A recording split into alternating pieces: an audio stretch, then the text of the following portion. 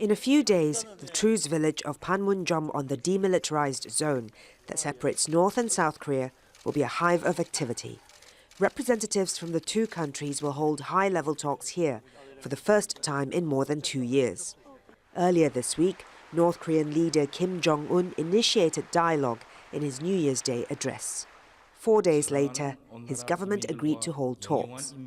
The announcement came just hours after the US and South Korea agreed to postpone annual military drills scheduled for the end of February.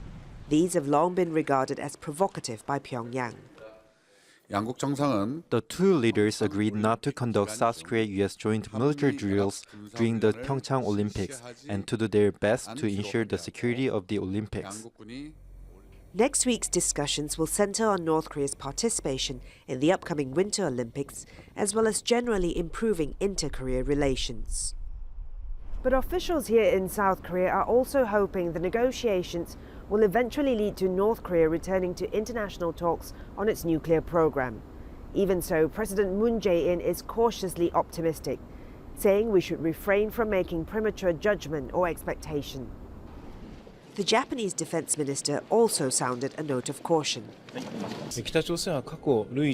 North Korea goes through phases of apparent dialogue and provocation, but either way, North Korea is continuing its nuclear and missile development. We have no intention of weakening our warning and surveillance. Kim, in his New Year's Day speech, said North Korea would maintain its nuclear weapons program and even called for the mass production and deployment of nuclear warheads and missiles. From the conservative perspective, North Korea is trying to buy time.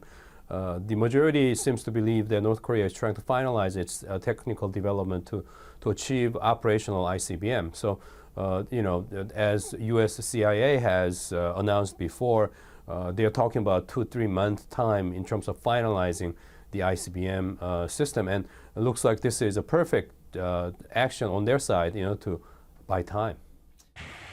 Last year, North Korea test-fired 3 intercontinental ballistic missiles, or ICBMs, including one that it says is capable of reaching the US mainland.